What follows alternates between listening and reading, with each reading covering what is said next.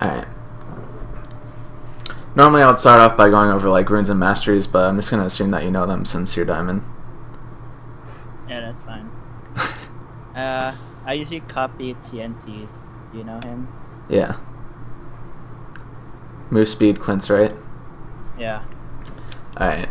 So before we get into the game, I just want to talk about win conditions, because that's pretty important to knowing what targets you have to focus and how each team is going to close out the game.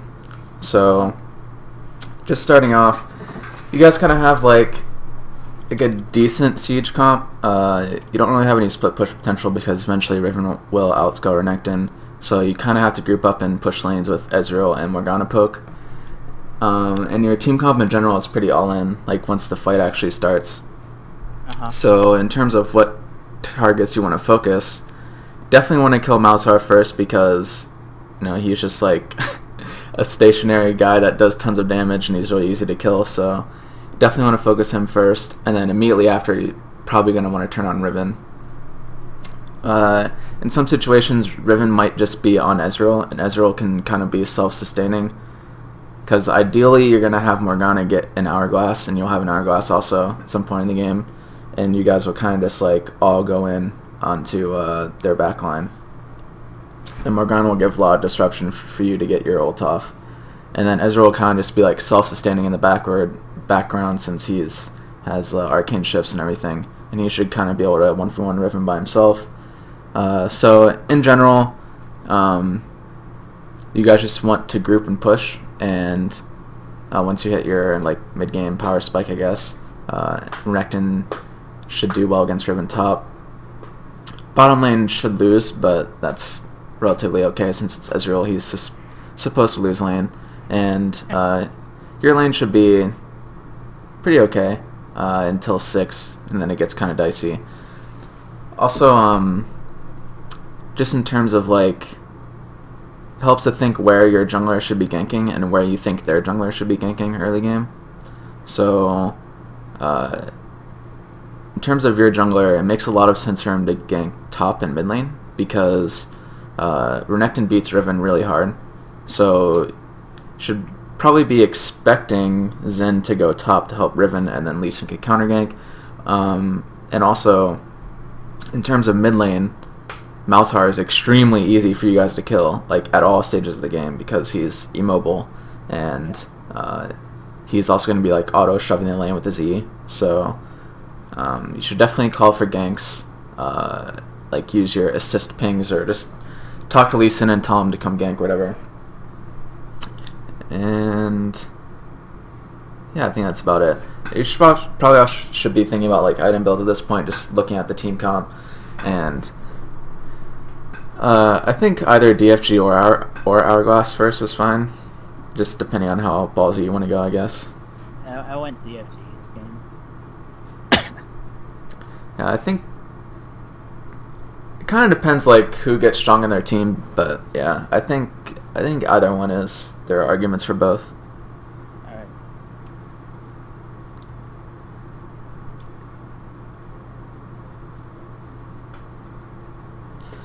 So Lee Sin looks like he's going to start blue, which means he'll be at his red at like 250, so he'll either be looking to gank bottom or middle, I guess. Yeah. At this point you could be like communicating with your jungler and saying stuff like you can gank mid at 3 or something like that. It always helps to communicate with your jungler and tell them when you're able to kill your lane. So he should gank mid rather than bottom? Yeah, I think so. Bottom is kind of iffy to gank in general, just because like, I forget who their bot lane was, Lucian Vel'Koz, I think? Yeah. Vel'Koz has like a lot of range slow and knock up stuff that he can do to get away from stuff pretty easily, and then Lucian can obviously just like E away from ganks. Whereas Malzahar is going to be auto pushing the lane, so it's pretty easy to gank him. Alright.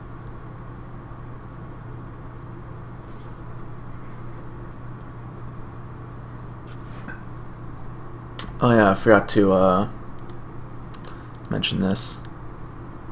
Just to see where their jungler starts, you can tell by where their lanes come out.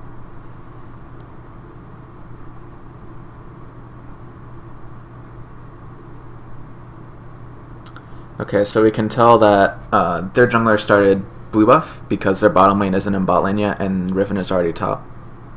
So what you know by this is that you're going to need to ward topside at about 250, or not like, you can either ward this or you can ward, oh shit, I forgot to bring up paint. You can ward,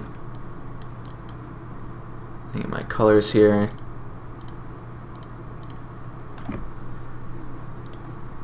This brush is usually pretty good to ward. I don't know if you'll actually be able to ward it when the time comes because Malzahar will be pushing into you. But this ward allows Renekton to actually like ward here. So that way if Xin, after he does his red, he'll finish his red at about 250 and then he'll either go this way to gank top or he'll go around this way to gank top or he'll just go gank mid. Either way, this ward right here will spot. It will cover both top and mid lane, since you know that he started blue and he's going to be finishing his red about 250.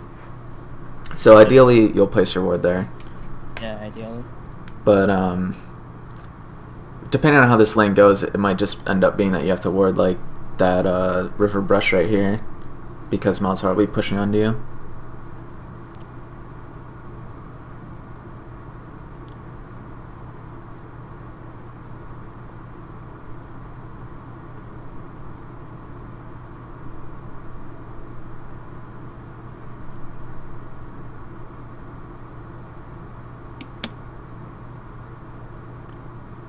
So this lane should be pretty uneventful, 1 through 5. We'll just be Malzahar pushing onto you and you CSing.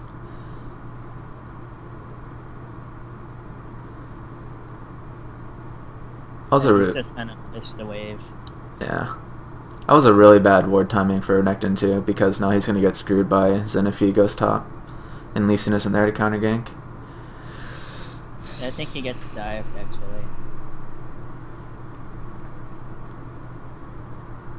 Yeah, his ward dies out right now, so Xin could be technically above you right now, so you gotta be a little bit careful with your Shimpos. That actually could have been pretty dangerous. Alright. Yeah, Cat is usually just farming until you get items to kill people or you get a gank. So just farm like this is fine.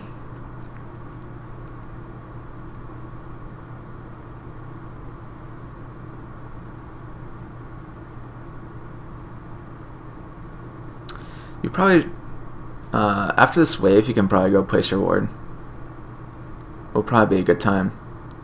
Like, just cut out right now, and then go up, and then go ward that brush I was talking about. Okay. Because, like, if we pause it here, it's going to take this guy so long to push out this wave, and you know that all you're doing is just, like, waiting back and CSing with your Q, so in the meantime, you could go ward and get vision or whatever. I mean, Xin is top, so it's not like completely necessary. You also could have potentially killed top. We don't really know since we can't see their HP.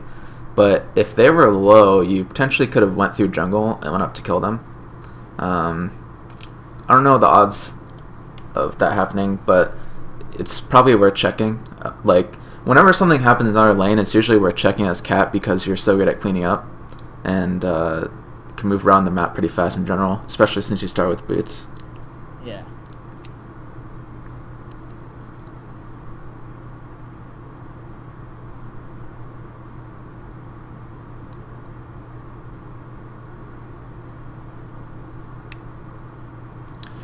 So now we probably suspect that Xin Zhao and Riven both backed, so you can probably assume that Xin is going to go do 1 or 2 jungle camps, probably his Wolves and Race, and then gank somewhere. So he'll probably be ganking around like 5 minutes. Something like that would be a pretty good assumption. So around 5 minutes you're going to want to ward again, probably after this wave hits your tower or whatever and clears out. Okay. Because like, I know what you're thinking as Katarina. You're thinking like, well, if Xin ganks me, then I can just use my ward to hop out, right? And like, Yeah, that's what I'm thinking. Right yeah. You're like, I don't really need a ward because for me, I can just use my ward to jump out.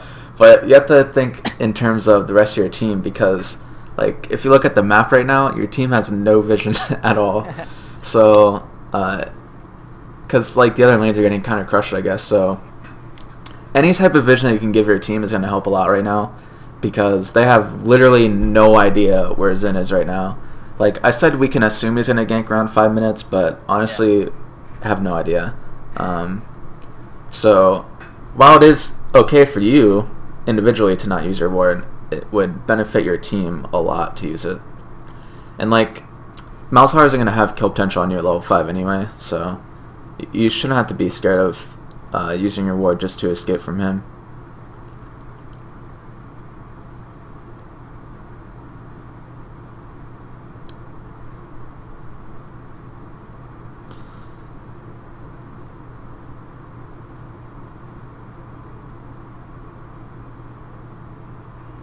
That's not good.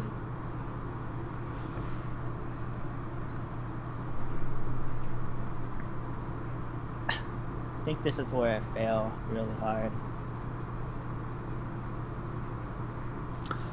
Yeah. I rewatched that a lot when I first watched part of this replay, just to see if everything was okay. And I don't think you actually fucked up because right here is where the auto comes in. Yeah. Like, I was watching a lot and I'm like, did he auto here? Because if you missed the auto, then it would have been really bad. But you actually... I thought I canceled it. You actually got the auto in, so... you actually didn't screw up. It was fine. I mean, maybe you could have flashed right there to finish him off. You probably could have, but... in terms of the combo, I think it was fine. Although I've never seen someone do the combo like that. Usually people throw their Q first and then use your E. I don't know if there's actually like a legitimate difference between that, but I think it ended up okay there anyway.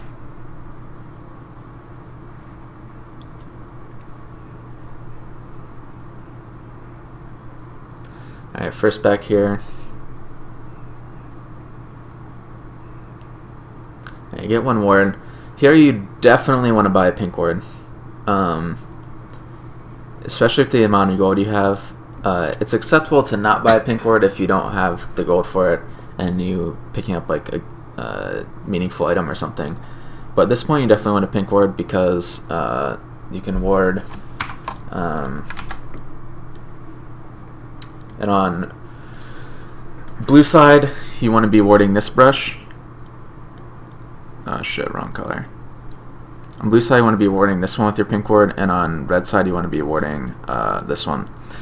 Reason being is because if you think about where the top laner and bot laners ward, blue side top laner, even though this guy is not doing it for whatever reason, generally speaking, blue side top laners should be warding this. And actually the only reason why he isn't warding it is because you aren't warding. So he's kind of forced to ward here, I guess. Because if you pink here, then it makes it really hard for your top laner to get ganked. The only way he can get ganked is through lane this way, which I guess he's pretty susceptible to right now. But a pink ward here will make it to where their jungler can't like come through this way, you know. Yeah. And then thinking about it on red side, if you're at red side mid lane. You want to ward here because it's pretty much the same thing mirrored on bot lane. Red side bot lane will always want to ward this try right here. So to prevent the jungler from coming through this way, you will ward this brush here. And pink wards this early in the game always last a really long time, so it's always a good idea to pick them up early.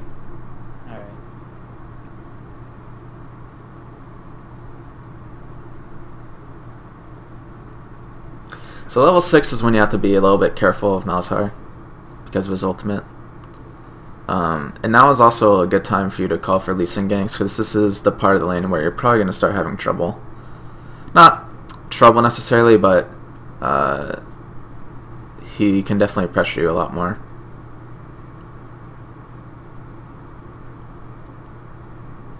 So I'd say just don't be afraid to communicate with your team.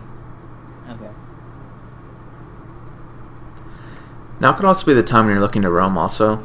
You see bot lane is really shoved. You haven't really been like looking at the lanes, which is something you just have to get into the habit of doing. Right now, also, it's 7:30. Malzahar just left the lane. We know he is going for blue, right? Yeah. Call that out to your team so they know. Bot lane, I mean, top lane and bot lane would both benefit a lot from knowing that he's at blue right now. So just say, like, ping it and say Zen at blue or something like that, just real fast. And then, of course, at, like, you know, their red buff is going to be spawning at about, what is it, like 8:30 or something like that. 8:50, 8:40, somewhere around that area. So you can do the same thing and say, like, Zen is going to be top at about 9 minutes, or 8 minutes, 30 seconds, whatever it happens to be. And then you also know that Zen will be on red side and able to gank you from the top side at about 9 minutes.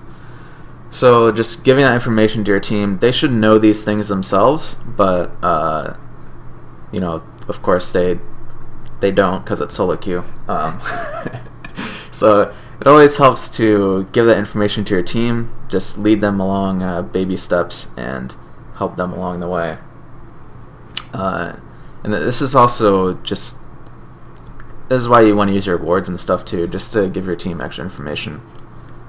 Okay. On one hand, you can not do it and then blame your team for being bad, or on the other hand, you can do it and just be that safe net for your team or whatever.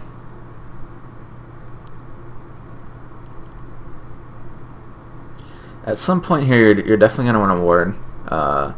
Ideally, you'll ward this brush right here with your sight ward, the full 3-minute one, because that will protect top lane again. And we know that Zen will be ganking. He could potentially be ganking top or mid at about 8:50. So like right now would be a good time to gank because you know, I mean to ward, because you know that he can't be mid right now because he's doing his red. Yeah. And also now is a good time to like ping for help from Lee Sin. But it's actually really important that you get a ward in. I think this is where Lee Sin ganks middle, right? He ganks. I think he ganks soon. It's like extremely important that you get a ward. Actually, I don't like that maximize. Looks weird. It's really important that you get a ward in here, because if Lee Sin comes to gank and he comes through here, and you don't know that Zen is in this brush, you guys will just get decimated, right? Because Zen will like cancel your ult with his Q. He'll knock Lee Sin away with his ultimate. Malzahar will get a full channel ultimate on you or something. So while Lee Sin helping you here could be really good, it can also turn out really bad if Zen ends up here. And we know that he can be there because he's finishing his red right now, same timing that Lee Sin is. So it's actually pretty important that you get a ward there. I think it ends up being that he's not there anyway, so it's a bit lucky, but definitely something to keep in mind. So this is a really good gank by Lee Sin, and clean that up nicely. Malzahar didn't use any summoners there, so nothing at time.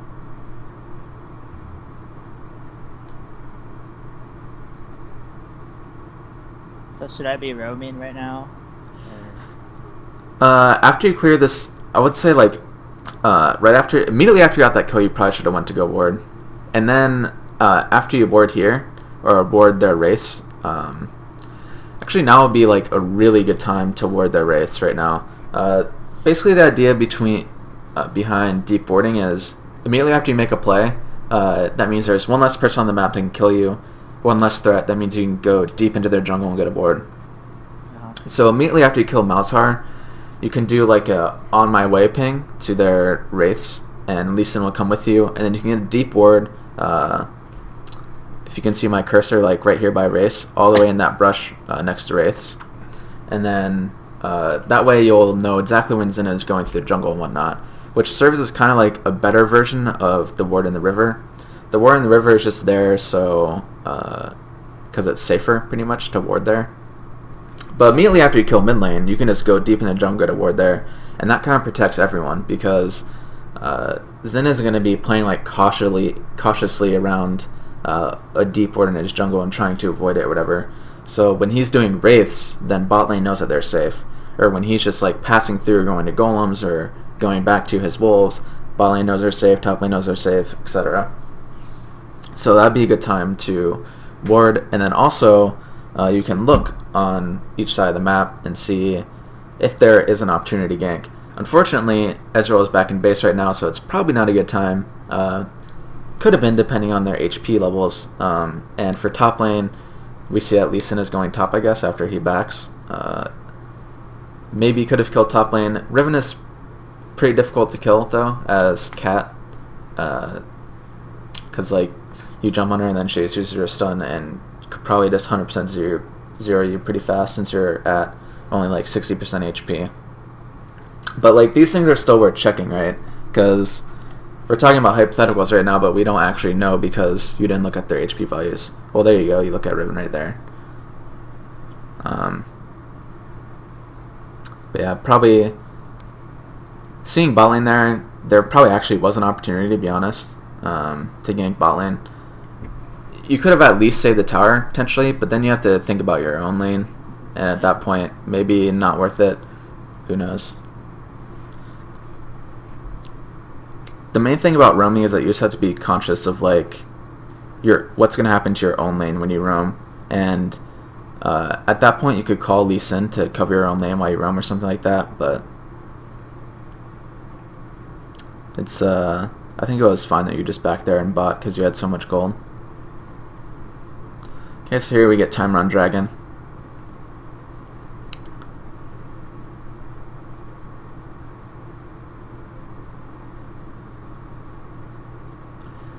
You could time that dragon, but as long as you time it at some point, it'll be fine.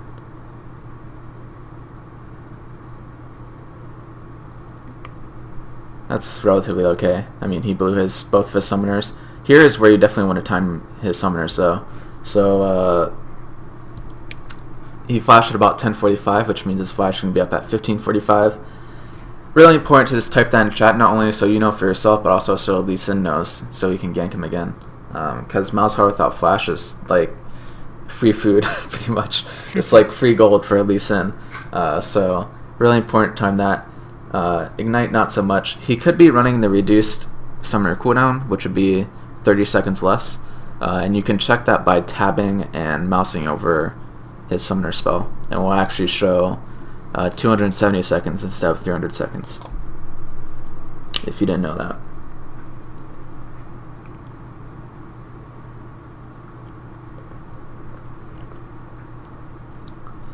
It looks like mid lane turret's gonna die here potentially. Should be able to pick up kills here though. And it's good ult. And good job. Probably could have used your E a little bit faster there, but it ended up being fine anyway.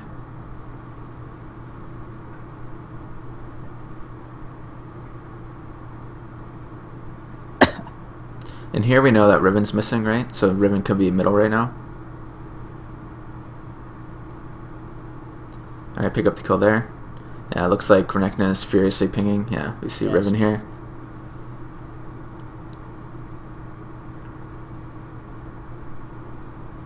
Could have been a bit dicey, but ended up okay.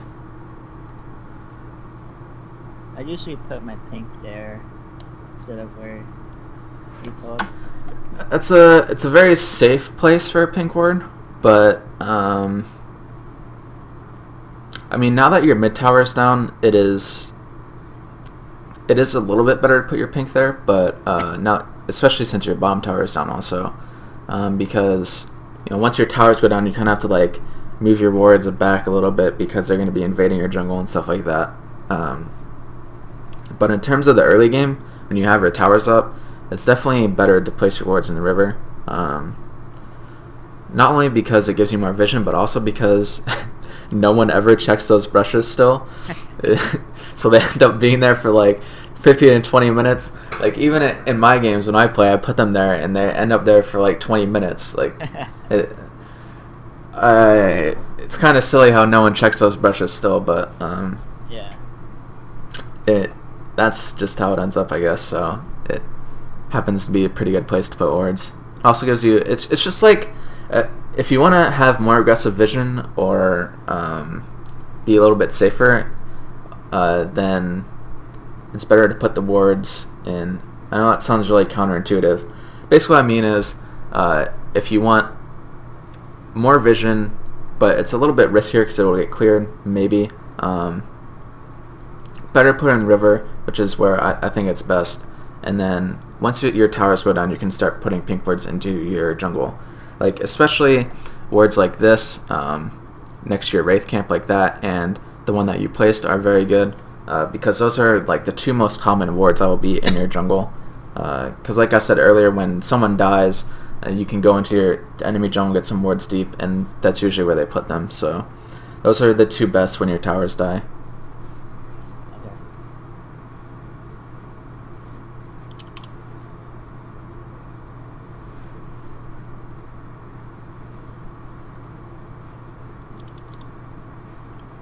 Now, one thing is that you definitely want to be placing your wards more. I know you want to save them for like escapes and stuff, but ooh, that was close. Yeah, I know you want to be saving your wards because you're a cat and you can use them for escapes, but when you have 3 wards on you, you definitely want to place like at least 2 of them. You can always save your trinket ward for escapes, but in terms of vision, you want to use your full 3-minute wards. Okay. Because those just give you more vision on the map and allow your team to play more aggressively, or know when to play safe, whatever the case may be.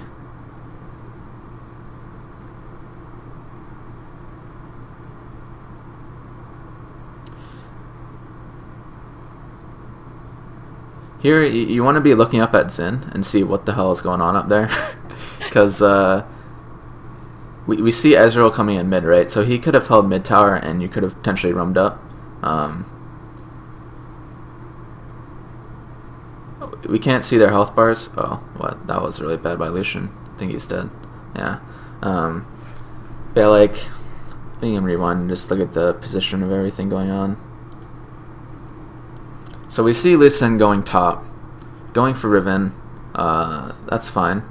And we have Xin, and I believe we know Lucian is middle also. Yeah, we know Lucian, Xin, and Malzahar are all middle. And then Lee Sin, Renekton going on Riven top. And Ezreal is roaming mid lane right now. We see Xin rotating through jungle to go top lane. So at this point, you want to look at the health bars and stuff of Riven, Lee Sin, and Renekton and see what's going on.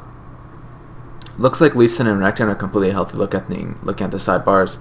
But in terms of Riven, we don't know if she's actually dying, if she's like turning around this 2v1 or what's going on. So we see Lucian is also trying to rotate. He gets caught by Dark Binding up here. And then Xin is trying to rotate also. And Ezreal is rotating to mid lane. So as this plays out, we know that Ezreal, he gives the on my way ping. He'll be able to clear out this wave by himself. So you don't actually need to stay here. Both you and Morgana can start rotating up to the jungle through just through this area. You can start rotating up through here, and you would technically, you wouldn't beat Xin there, but you would get there in time because I believe Riven runs down this way to Xin, and then we also spot out Vel'Koz here also. So right now they're getting outnumbered 3-2, and we have no one from our team rotating up there. So at the very least, you want to move your camera up there just to see what's going on, and then you can make your decision on whether or not you want to go up there or not. Okay.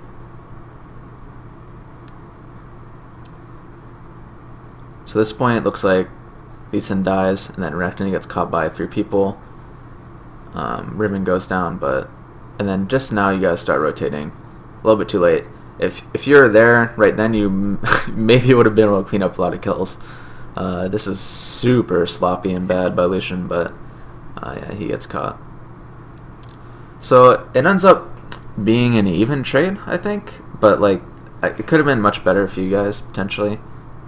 Actually, it was 2-for-1 for you guys. So it was actually a good trade, but it potentially could have been better even. So here, pick DFG, which I think is, like we were saying before, it could be DFG or Hourglass. Not really sure which one would be better in this situation. With Riven being as strong as she is, maybe it was better to pick up. Let's see the score here, since it just tabbed. Just see what position everyone is in.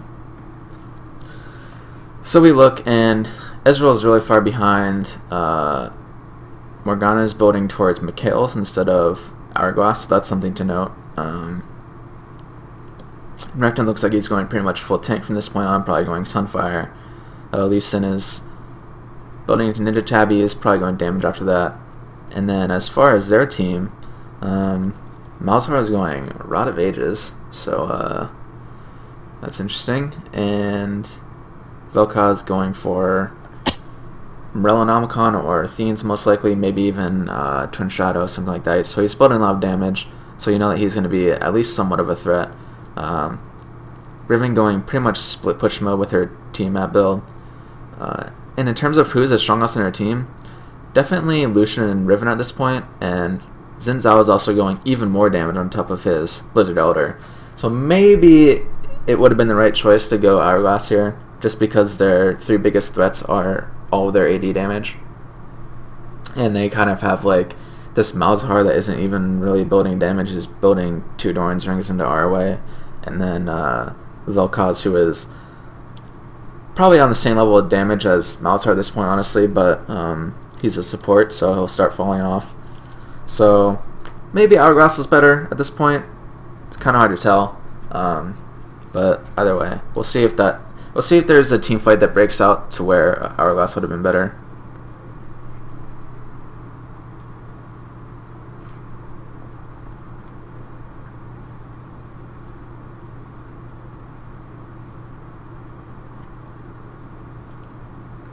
So here you could be shoving out the lane a bit more aggressively and maybe calling Lee Sin to come push middle. Try to get damage on the turret. Now is also a time when you can be getting boards, potentially in their jungle, just because this is probably going to be one of the only times you're able to do it. Okay, here we go, get a catch on Malzahar. Nice, that was a really good Black Shield. Pick up that kill, and getting the tower here.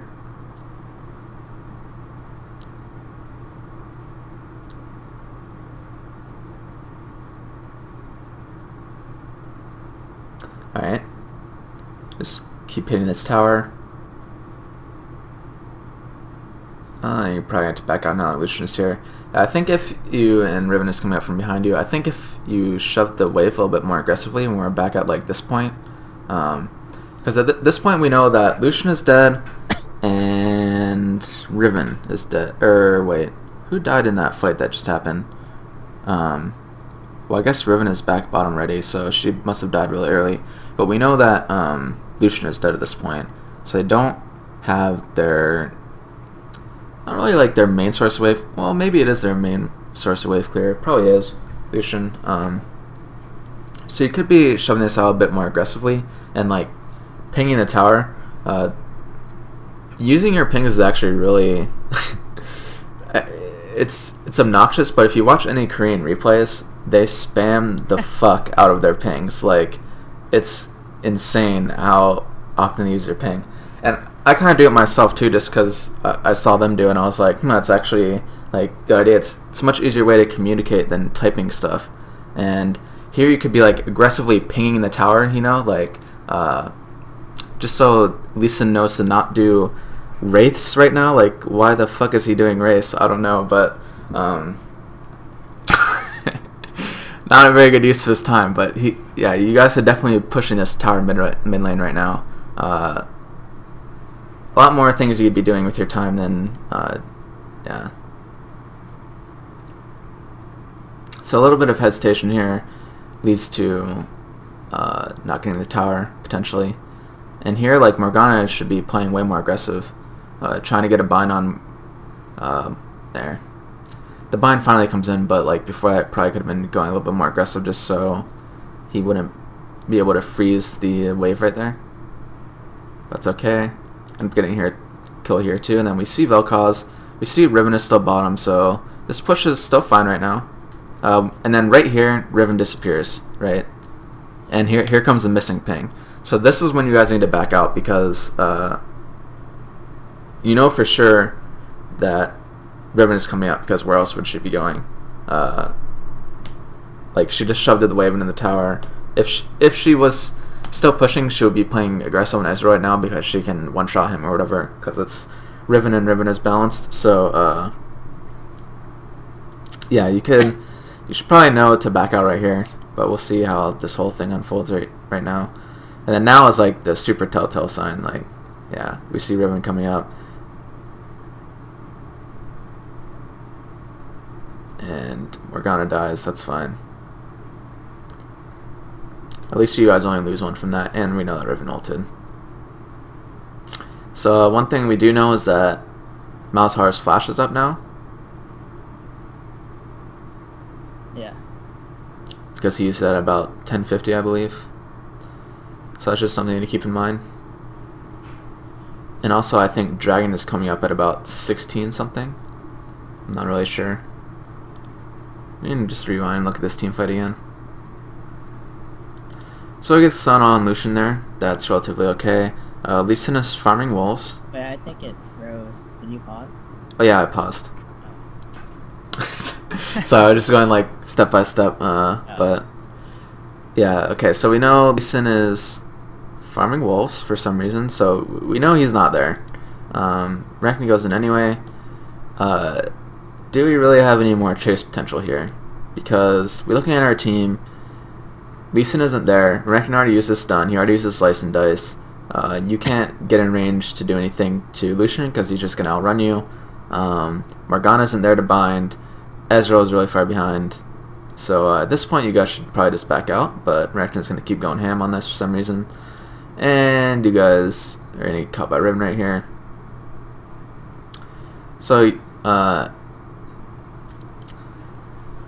not to say that was your fault, obviously, because, I mean, Renekton just went in with no one even there, but, here's another... What are you doing? Question mark. It's a good question, but, yeah, you could be using your back ping, the retreat ping here,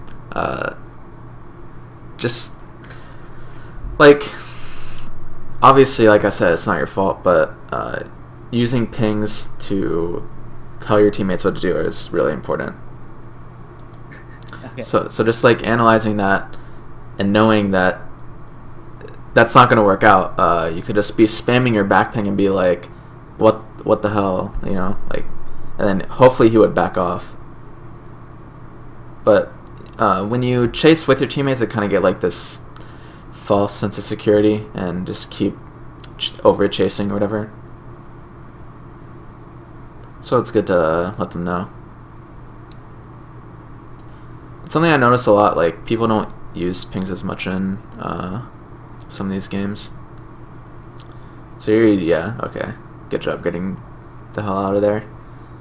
That was a good ward hop.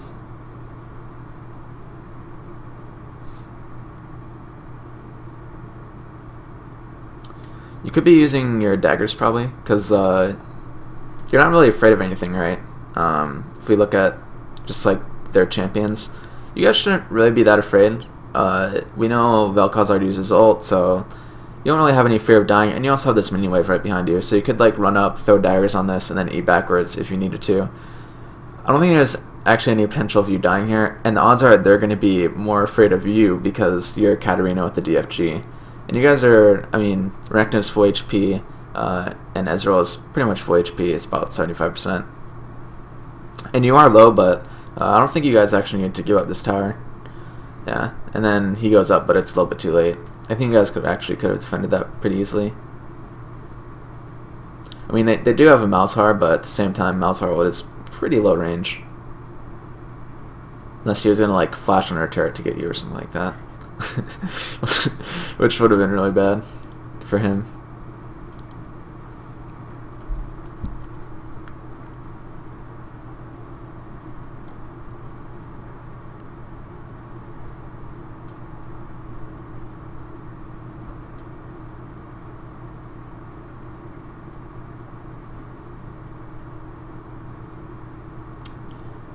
Did they do dragon?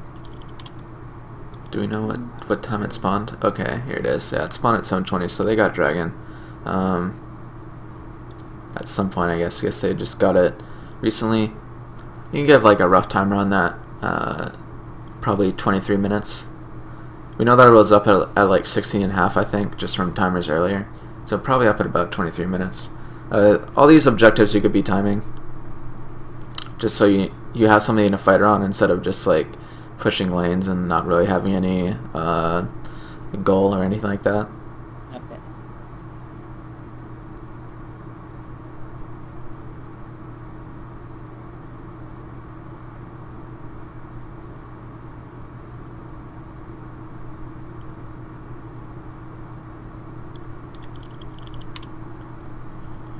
So now it's kind of just like the mid-game lull, I guess. You have decent ward coverage in your own jungle, but on the right side you don't have any jungle or any wards in the river area, so you don't really know if like you know when they invade, but you don't know when they're going to invade. Or yeah, I guess that's the right thing to say. So basically, you won't know that they're in your jungle until they're already in your jungle, kind of thing. So it's kind of Morgana gets caught on the side here. Ooh, she survives with 20 HP. Okay. Right now, we see Malzahar here. I guess we can bring this into paint, just look at it a little bit more closely. So we know, let's just line out the threats here. This guy is a guy that you want to stay away from at all costs, at all time. Because Malzahar is just a huge pain in the ass for you if you don't have Renekton with you in the back line or someone to lock him down. So this is definitely a guy you want to stay away from. We see Lucian as the prime target, which is right here. I guess we can outline that one in blue instead. Prime target is one right here. I know earlier I said you want to focus Malzahar first, but like in split case situations like this, you definitely want to focus Lucian. You want to not be near Malzahar is basically what you want to do, because he's just going to destroy you in team fights if you don't have someone else with you to stop his ultimate. So, and then we also see Vel'Koz is here as well, just channeling his ult. So their two threats are pretty much over here. I don't know who they're. Xin Zhao? I'm not sure where he is, but just right now, I mean, this looks like a position that you guys just want to run from, but just looking at the situation real quick. So you do have potential to also use your flash there. Did you have to use your flash, or could you have just used your E? So. I should have just E'd. Yeah, you could just use your E here, because then in this situation right here, you actually have potential to dive over right now, because you have, if you still had your flash up, you have Renekton right here. You can go over on this guy and stun him up. He'll be stunned, and you can jump, flash over, channel your ultimate, get DFG off on him and whatnot, and you can probably kill him really fast and then reset out to these minions right here before the other people come up here and get to you, because they're like right here right now, I believe. So if you had your flash up, so you could have probably went over that wall. So yeah, at least you recognize shouldn't have used your flash there. You still have maybe potential to kill this guy, because if Renekton goes on him, stuns, you could Shumpo to Renekton, DFG, chain your ultimate, W, kill him, and then get out, maybe? I'm not sure, we'll see what happens here. Okay, so Renekton just gets locked up by Malzahar anyway. That's actually pretty good though, so you know that Malzahar doesn't have his ultimate now for a team fight that follows. Here, you probably pick up Home Guard.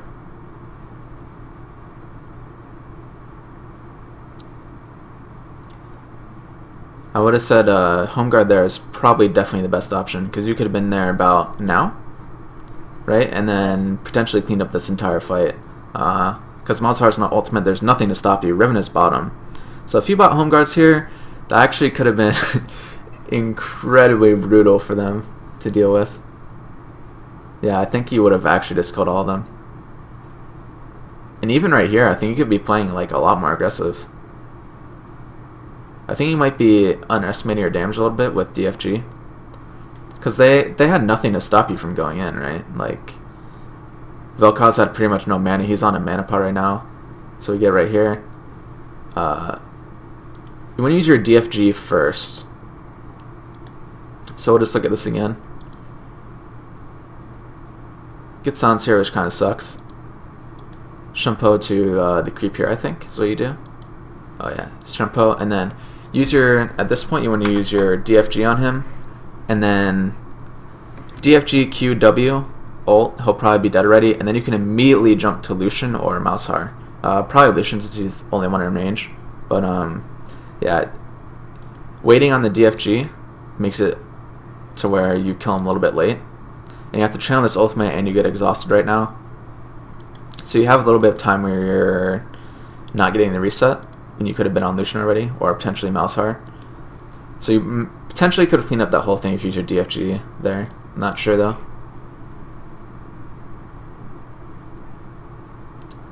I know Cat has a lot of buttons to press.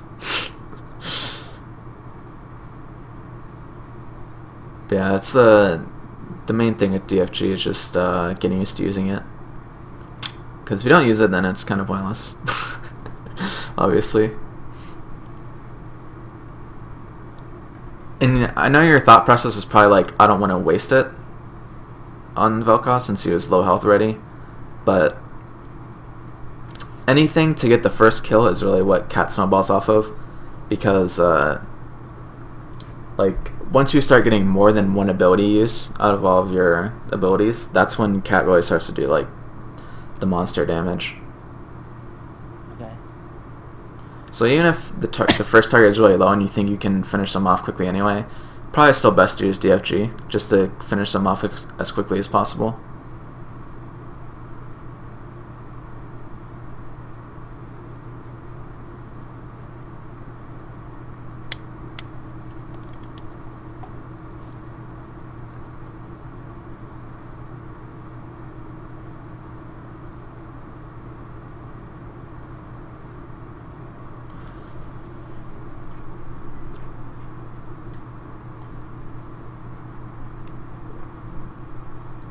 So right now that you guys got a kill, and you have everyone alive, well, Renekton is backing at full health for some reason. I'm not sure why he's doing that.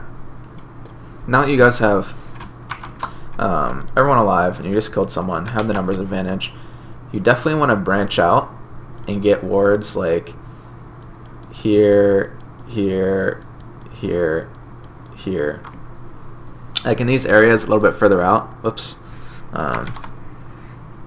Because right now you only have wards like in your jungle, way deep in your jungle, inside of your base. Like these wards are giving you pretty much this area to play in, and you don't want to be constricted to this area when you could be playing in like this area, you know. So you're missing out on this entire space right here just because you guys don't have wards in deeper into the map. So right now is a good time to get those wards out since there's nothing else to do. Well, I mean, you guys can be pushing also, but waiting for a wave right here anyway, that's like all the way back at where your second tier 2 would be. But instead Lee Sin goes in and just dies instantly instead of getting wards out, so there's that. Yeah, now you guys are in kind of a dicey position because you don't have wards on Baron, and the only ward outside of your own jungle is here, which isn't really spotting anything anyway. I'm also not sure on this. I don't know what I'm not sure what like TNC does and other Katarina players. I actually didn't think to look at it when I was watching replays, but I'm not sure if they changed a sweeper at any point in the game, or if they keep their ward for ward hops. But this may just be like a Katarina specific thing, but on every other champion in the game you definitely want to have a sweeper at this point in the game because you can just buy wards. You still have a ton of slots left, so you can always just buy wards, but you can't buy a sweeper in like an item slot, right? Like it's a very unique thing that helps you keep vision control in your own jungle and allows you to kind of like spread out your vision to the rest of the map and not constantly give away where you are. So, like, on any champion in the game at this point, I almost always have an upgraded sweeper. Like, 475 gold is so worth what a sweeper does for you. It's like, you can't even describe it in an item. Like, it's so worth it to get Oracle Suns at this point, because you can clear out your entire jungle. You can clear out three brushes with one Oracle's Lens. So, incredibly important to have at this point. But like I said, I'm not sure if this is like a cat specific thing where Katarina players don't upgrade or don't switch to sweeper because they want the ward for ward hops. But yeah, I'm not really sure who else in your team has sweepers at this point, but it's definitely showing in how aggressive the enemy team is playing, because they have all the ward control right now. And even like wards like this that he just placed down right here is like, that gives them so much information that like anytime you move out of your base after buying or something, they know exactly where you are, and it like kills your entire aggression. So like, as Katarina especially, you want to be like around the map, assassinating people, whatever, and like this one ward right here will just like ruin your entire day because they know where you are. So personally, I would say buying a sweeper on Katarina is still worth it, but maybe others would disagree with me. I'm not really sure, but I think sweeper is like so important. Just something to keep in mind.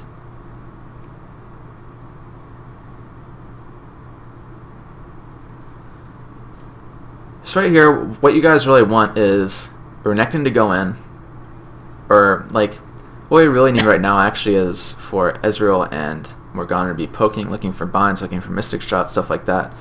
Renekton on the front line, possibly looking for a slice and dice through minions. So, but right here, everyone just gets absolutely destroyed by Vel'Koz. It's pretty rough. Like in this situation, it's not your job to initiate, but you should probably be like communicating with your team, saying like what you think your team should be doing. And at that point, I just missed like this entire team fight busting out right now. But you want to tell Renekton at this point, like, I can't go in unless you go in. Like, tell him that he needs to stun Malzahar so Malzahar can't ult you. And then, yeah, like, tell your team to like poke or whatever, or kind of like direct your team around as like the leader or whatever, because if you look at chat right now, everything is just like a clusterfuck. Like, no one knows what the hell they're doing. Everyone is just like walking around, no idea what they're supposed to do. Everyone's just like kind of moseying back and forth, waiting to get ulted by Vel'Koz randomly. Like, no one on your team actually knows what's going on, so you need someone there to say something and guide them through the process. And since you're like the most fed one on the team, you could potentially be that guy that's like telling them what to do, and not just being like the silent dark horse in the background that's like looking to assassinate everyone at some point. So you could tell like Morgana, like, I need you to flash ult in, I need Renekton to go in so I can go in, like I can kill all of them if you just go in and tank for me, something like that. But also, one thing I'm noticing is that I think Hourglass actually would have been the right pickup here, because at this point, like, let me just rewind to, I guess, the most relevant thing I'm talking about. When I look at this point, it's like, how the hell are you going to go into that? You know what I mean? Like, how are you going to go into that and kill all these people and survive is the question. And I don't think that's possible. So I think Hourglass is actually the right pickup this game. Because you could have went in, potentially got like a ton of damage off, or at least get the assists on people, because assists will reset your passive as well. So maybe even just going in, getting off like a decent ultimate, maybe like half channel or quarter channel or something like that, using your WQ after Renekton and Morgana go in, and then using Zonias as soon as they focus you. You'll maybe get like the reset off the assist while you're in the Zonias, and then you can pop out W, get another kill, W, whatever, you know, Katarina stuff. Getting all the resets and stuff like that. So I think Hourglass was actually the right pickup in this game. Not sure if it would have made the difference, but Not even sure if you guys lose this game or not, but well, I guess we'll see. Okay.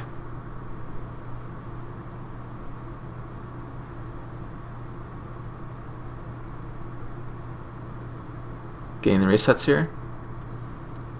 Nice. That was a really good sequence. But you see, after this whole entire thing, your DFG is still up. So, yeah. Maybe if you used DFG at like the right time there, you would have been able to clean up faster. Let's just watch this again, just to see if there was time when you could have used DFG, or if it would have been better to just go Hourglass first.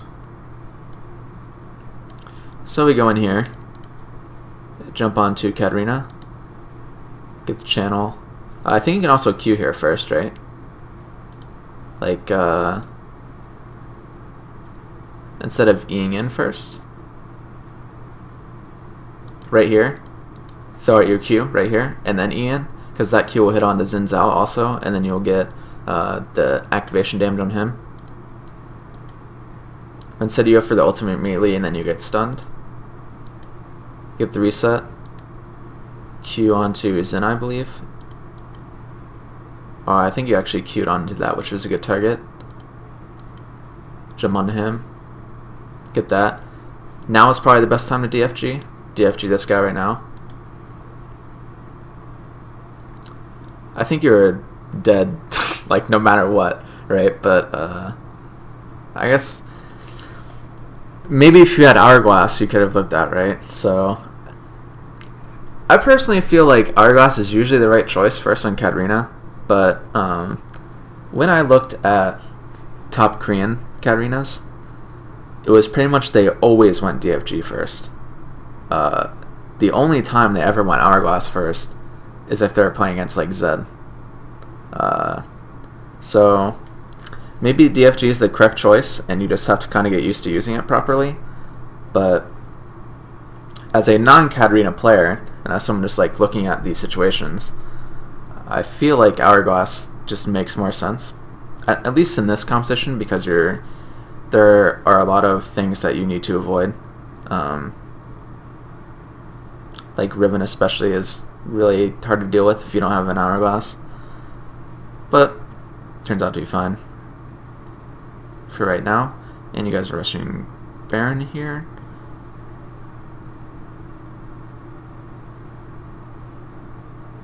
You guys could be setting up a pick right now. Like, I don't know how many sweepers you guys have, but at this point,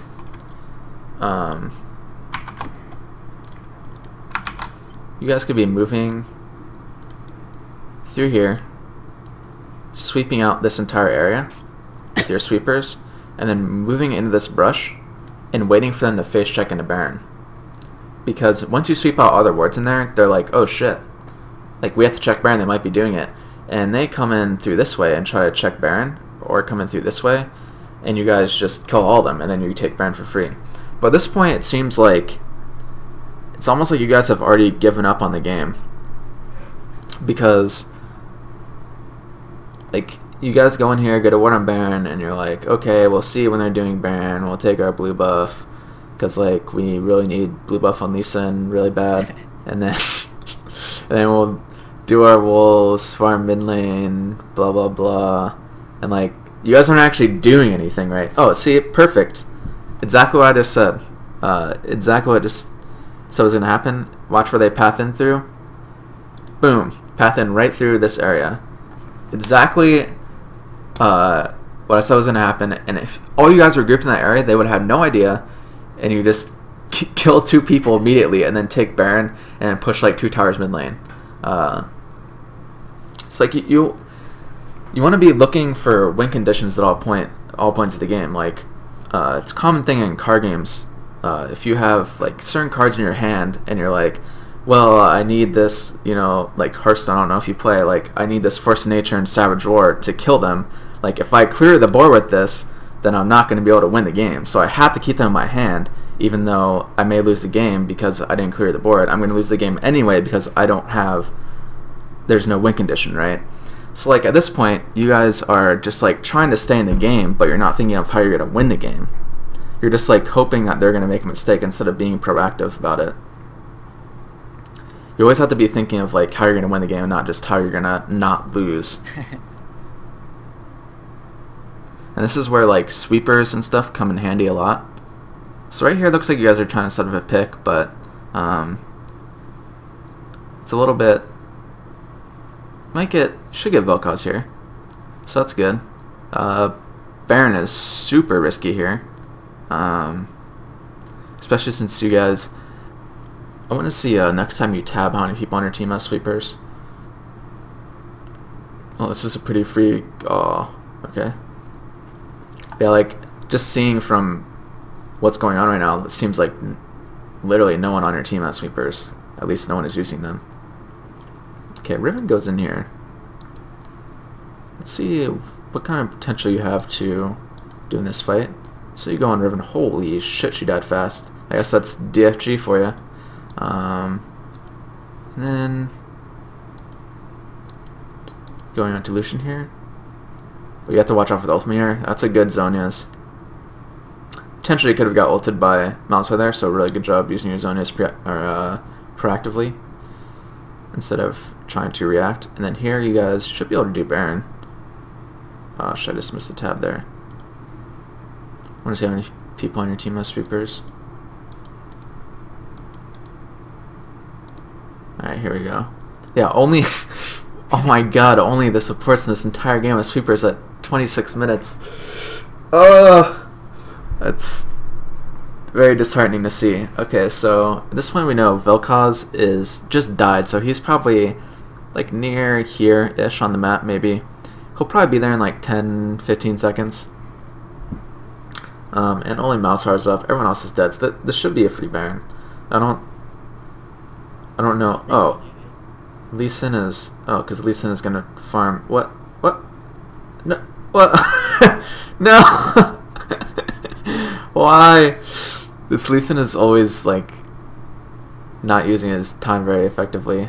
I guess he was really low on HP, but all he had to do really was just stick around and for the smite. Oh man, that was a pretty big missed opportunity there. We'll have to see if... but the... right here it's pretty risky because we know that Malzahar still has ultimate up, so at this point it's smart to not go on that or anything like that. Okay, your inhib is respawning soon. Means you just have to clear out this next wave of supers. And it'll be good. They're starting Baron. Did you have to back there? Let's see. Yeah, 1500 gold. I just bought a potion. Yeah. Not sure. I mean, at this point you're probably thinking like, no one is on the map, I should just back, they're not going to do anything or something like that.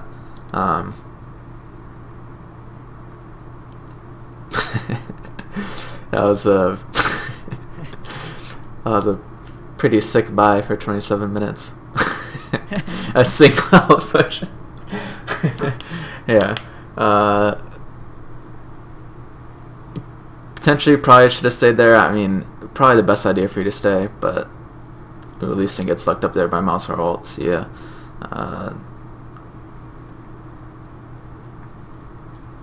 Oof. Well, you still have flash up, yeah. Get all that fine.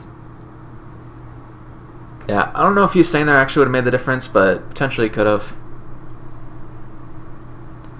Just try to think of like, you haven't done it at all this game except that one time, but when I watch lower elo players,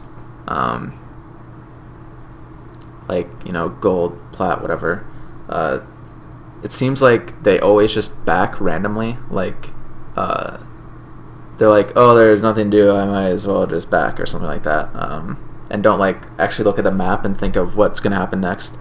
And I think that might have just been like a small lapse in your judgment right there or something. Might have made a difference if you stayed there, but it's hard to tell.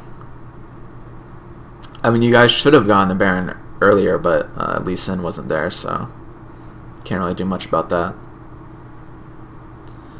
So right here, I assume that they're probably just gonna run into your base and end the game soon, since the replay is ending in about a minute or 2 minutes, I guess. It's a pretty... Wait, did they kill your inhibitor again? Did I miss that? Or is it just not respawned yet? Oh yeah, they killed it, okay.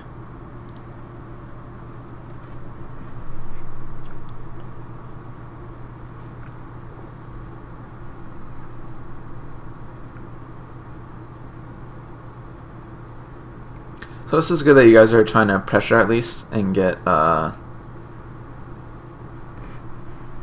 some kind of map control back while they have Baron. And it's kind of risky since they're pushing top and you see Riven rotating through your jungle. So they're just going for top inhibitor right now. This tower would have been pretty much impossible to defend for you guys anyway. So, I mean, losing that tower is honestly not that big of a deal. I think that trade, even though it's a tier 2 tower for a tier 1 tower, might seem bad. I think that was actually perfectly fine because that tower is inevitable to die anyway. It's so hard to defend those Aura towers against burned up teams, so that's fine. But here, you guys need to actually be doing something. Like, this you can't let happen, right? Which isn't your fault, again, but your team definitely needs to be engaging and doing something at this point. Like, Renekton going in like this after the tower is already dead. It's just... Yeah. Yeah. I don't think you said much of anything this game, actually, in chat. That's all I said, GG. Yeah. So, overall, I think you played really well. It's just in these kind of situations where your team is like looking like they have no idea what they're doing, kind of like lost. Just these small like information tips that you can give them, like where their jungler is, what buff he started, where he's going to be at what certain time, warding the river for your team to give them a little bit more information, telling them what they have to do, telling like Renekton that he has to go in, telling Morgana that she needs to go in, telling them that like you're really strong, you can kill them all if someone just engages, stuff like this, because like losing a game like this is kind of tough. Like you guys didn't even try to like fight them. They kind of just like walked into your base and you're like, hey, we're gonna win the game, and you guys are like, alright, that's fair. Go for it. You know, like you have to give it some sort of fighting chance, which again, it's not your fault. Like you can't do anything by yourself, but telling your team that they have to do something is usually the way to go. So yeah, I think that's it, unless you have any questions or anything. No, I think you covered most of it. Alright. Well, how long was that? Like an hour? Yeah. Okay. So it's 5:06 now. Alright. Well, hopefully that helped you. Yeah, I think it did. Okay. Alright, well, it was fun. And, I'll see ya, I guess, later.